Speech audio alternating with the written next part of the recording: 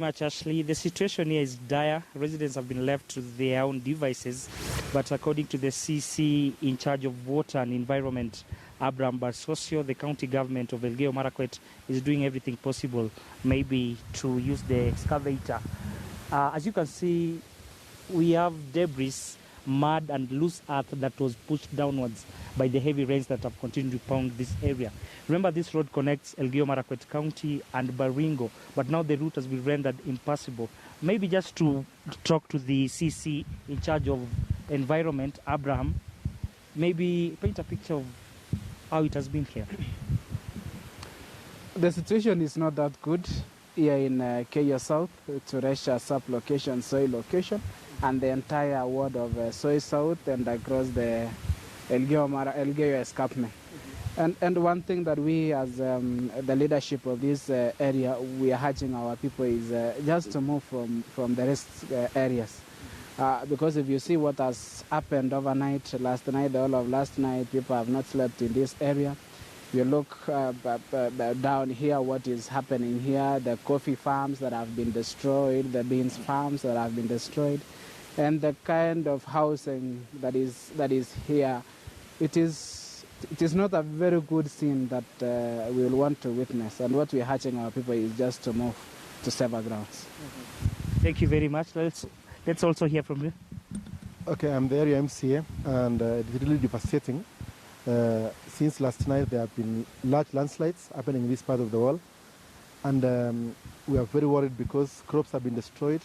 Just below here, we have a coffee plantation of about 2,000 trees. The whole of it has been swept away, and houses have been destroyed, property has been destroyed, but I'm very happy because our people were able to move to safer areas before any injuries took place.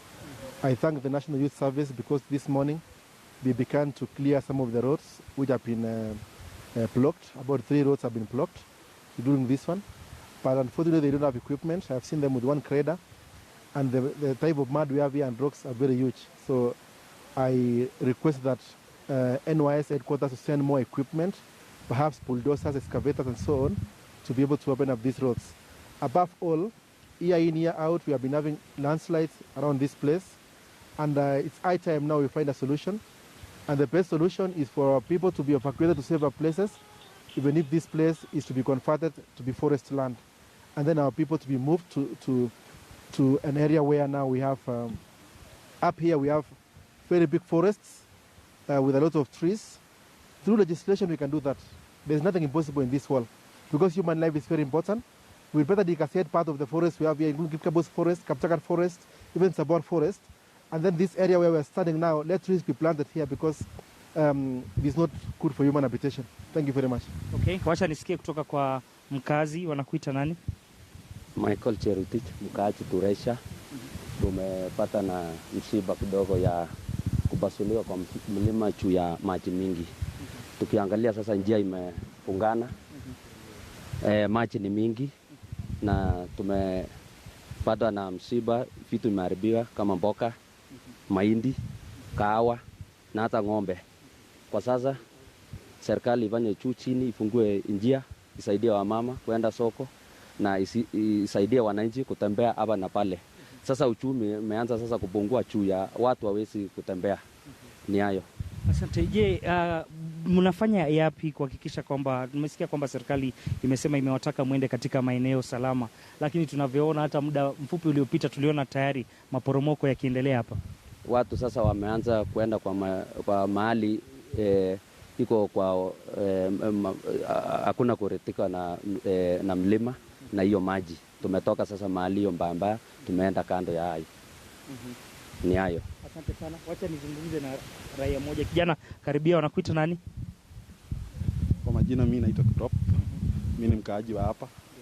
Mimi naendesha motorbike. Hata kwa saa hii njia imefungika. Hatuwezi pitika. Tungeenda soko. Hii njia inatukutanisha na Wasingiju na Baringo, lakini haipitiki kwa saa hii. Ni hayo tu. Je, ni maeneo ngapi ambayo yamekuwa namna hii? Manake tumeona kuna pale juu hapa. Je, katika eneo la Soy Ward ni wapi hasa ambazo watu wameathiriwa? ni mengi sana, hata haiwezi hesabika. Ya, kwa saa hii haiwezi. Ni watu wote wameadhiriwa na msiba. Ya. Okay. Wacha nimalize na waziri. Kando na zile graders ambayo tunaambiwa itakuwepo, ni mikakati gani ambayo zaidi mtaweka? Manake tumeambiwa na tabiri hali ya anga huenda mvua ikiendelea hadi Januari. Jambo ambalo tunapanga kufanya ni ya kwamba sisi wakazi wa sehemu hii, haswa hii kaunti zetu especially the nyanda za Rift Valley, what we need to do, we need to sit down, have a discussion and to be able to agree. Because in the words of the late Professor Wangare Maathai, and she said this, that we can sin to God so many times and he'll be able to forgive us. But you sin to nature and nature cannot find a way of forgiving you. And we've seen what happened lately in West Pokot, and it's more or less the same. What we thank God here is that we've not lost any life.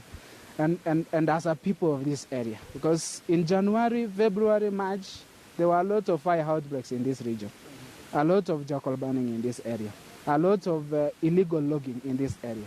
And we've been telling our people that let us bring this on to a stop so that we cannot be able to have such effects.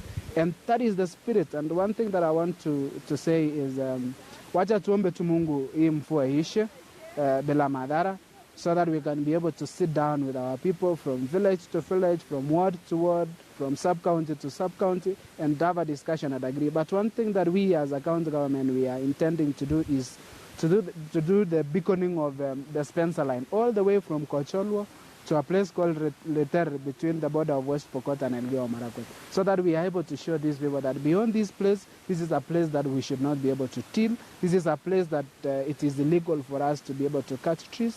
What we can only allow is mwende huko, muchune dawa, muchune mboka, mufanye sherehe zenu na mutoke huko.